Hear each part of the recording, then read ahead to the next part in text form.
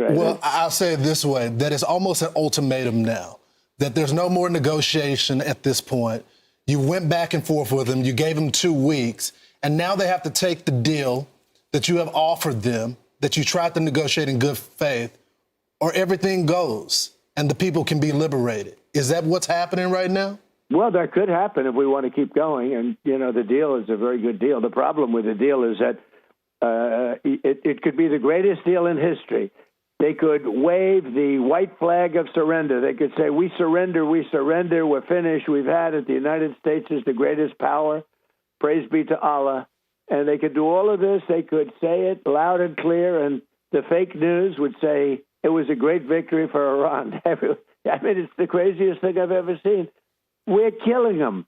Just killing them. They have no Navy. They have no Air Force. They have no anti-aircraft. You know, we're flying planes over the middle of Tehran, and they have no idea what we're there. We've knocked out all of their radar, all of their anti-aircraft. Much of their missiles, they have probably less than 20%. About we think about 20%. Most of their launchers, they have the missile launchers, which are quite important. Their drone capacity is way down. You see it. I mean, it's way down. Their attacks are very minor. They're finished. And yet the fake news, just like with the election, the fake news is out there saying, wow, Iran is doing just so well. Trump is doing terribly. I watched it yesterday, one of the shows for 5 minutes. Haven't seen the show in a long while. This fake Joe Scarborough talking about how well Iran is doing. I'm saying, where do they come from? It's just the craziest thing. Yeah. And behind the scenes, I will tell you, they won't even dispute it, although they probably would because it makes sense. They're very good. Iran is very good at publicity, but they're not good at fighting. So but I took a look, right. And I must tell you, they can't believe the press they're getting. They can't even believe it. Yeah. And they told me, they said, it's amazing how well we're doing in the papers. We're not doing so well. They're negotiating with us to make a deal. Well, Mr. President, it's hard for them because they are proud. They're very proud. We know been the bully. They've been the bully of the Middle East for 47 years. Yeah, they have. They've been ripping off our presidents and other countries for years. They played Obama for a fool. The JCPOA is one of the worst deals I've ever seen, other than NAFTA, the NAFTA trade deal, which was maybe the worst deal ever made. Mr. President. But the JCPOA was a road to a nuclear weapon. Mine is a road to no nuclear weapon. Right. They can't have a nuclear. It says you cannot have a nuclear weapon. We will not have. And I didn't like it. It wasn't strong enough because it said develop. You cannot develop. I said, no, I want buy also. So they fought me on that for a day, and then they agreed to it.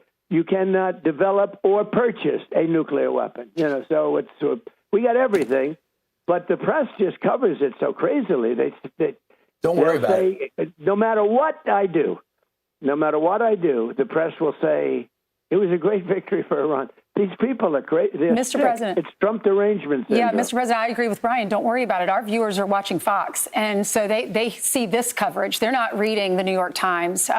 But we know that you've destroyed their air defense systems, their radar. Their Navy is at the bottom of the ocean. We know that America is winning this fight. But when they destroy or they shoot down one of our Apache helicopters and we strike Iranian targets and then they fire missiles at our bases in Bahrain and Kuwait and Jordan, we have to fight back. So when you say you don't think America has the appetite to do what we're seeing tonight, I think we do. I think we're ready to see this because, like you said. Well, Ainsley, part of the problem is that they read the fake news. I mean, because Fox is great. All the anchors on Fox have been fantastic, from Sean to Jesse, Laura. I mean, they've all been great. Everybody, every single anchor has been great. You guys have been amazing. And Trey Yangster is a superstar. I mean, he just covers it so accurately. And I don't know Trey Yanks, but, I mean, he covers it so accurately. It's so beautiful to watch. And he's got a level of excitement that's amazing.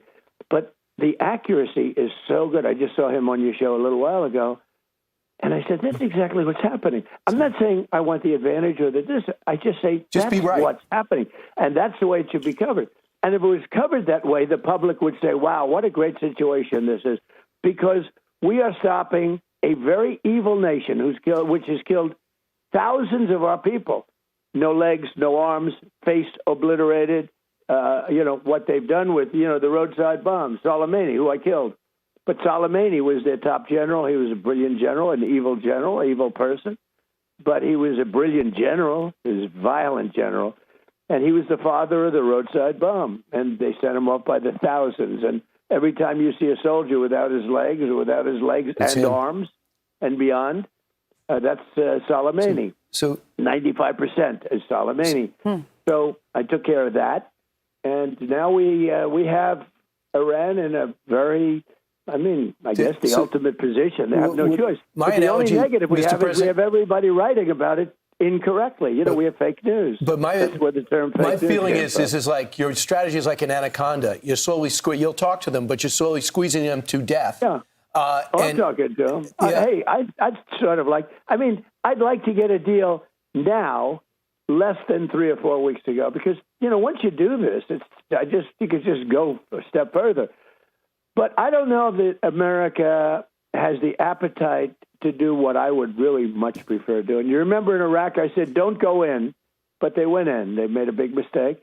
It should have never lasted. That war lasted 10 years, killed tens of thousands of people, millions of people on both sides, millions of people. Nobody ever reported that.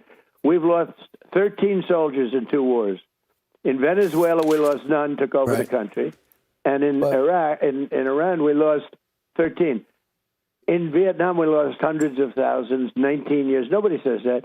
They say, you've been there for 3 months. 3 months. They're going crazy because I've been there for 3 months. I've decimated the country in 3 months. Are you thinking and next? They blame me, Brian. They said, you said you'd be out of there faster.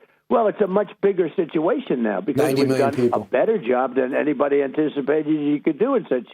Look, we were in Vietnam 19 years. But and we didn't do the job because we didn't have the right leadership, to be honest. That would have been, if it were me, I would have had that war done in 3 months, 4 months. But victory here would be total capitulation. And the one thing you brought up yesterday is it's going to be bridge and power plants next. Is that next? Yeah, but I'd rather not do it because once you do that, the people suffer. Like I heard you mentioning water. Water is really a devastating loss for them. I could do that in 1 minute. They knock out. What is your message to the Iranian people? But the problem is the people won't be able to drink water. What are they going to do? But what is your message to the Iranian people, Mr. President? They now have the internet. Well, my message to the Iranian people is they're afraid because they have no guns and the other side has guns. And they have a rally and they get shot. They hung the wrestler and his 2 friends. They hung him from a crane, believe it or not, violently. He was a very top wrestler. And they hung him. They've killed at least 40 to 50,000 people. And the people are afraid. When you have a machine gun staring you in the face, or when you have 4 snipers on 4 different buildings shooting people in the head, it's hard to have a rally, okay? It's not a rally that, are you going to get them one weapons? goes down, another, see 3, 4 people laying down alongside of you with a bullet in their brain, and they run. I can't blame them. Who's going to blame them for that? So can you get them weapons, Mr. President? Can you get them weapons? Provide air cover? Well, we actually sent them weapons, and we were very disappointed by the Kurds, to be honest with you. The Kurds let us down. I disagreed with the decision. I was saying, no, I don't believe they'll deliver them. I think they kept them for themselves. I think it's a disgrace. But I'll remember that, Kurds. I'll remember that. But they have some guns, but, they don't have the weapons. Look, even if they had some, they're petrified because this is different. This isn't like in this country. If you shout at, you have a vicious group of people rioting someplace. If the police shout at them, they end up ruining the policeman. They ruin him. They take away his badge. They take away his in Iran, family, they give him a medal. His life, his pension, his everything. They take away his car. Mr. It's President? slightly different. Over there, they shoot him, and the rallies dissipate very quickly, as frankly, I think is pretty normal. Why won't they very rarely can that happen because there are not many countries. China was one that was able to do it in Tiananmen Square with the tanks. That tank operator, boom, rolled right over them when they went in front of the tank. There are very few people that can do that to their own people. In other words, the tank operators didn't. With Erdogan in Turkey, they were unable. They tried to pull something on him. He's a friend of mine. He's a very strong leader. And Mr. President, they were doing, and the tanks could not do it. They could not run over their people. We only have a minute left, but will there be more bombing tonight? Yeah, there will be more bombing tonight. It'll be bigger, more powerful. Don't forget, we've knocked out all of their anti-aircraft. They don't have any they have nothing. I mean, they may get lucky with a shoulder weapon or something, but for the most part, you know, they have no defense. What did the representative say in your phone They're call finished. with them? Excuse me. They're finished. But the papers, the media refuses to write it. They're finished. We can walk in there tomorrow. We could take soldiers. I don't want to have boots on the ground, but if I wanted to, we could put a small group of soldiers and take over the whole place.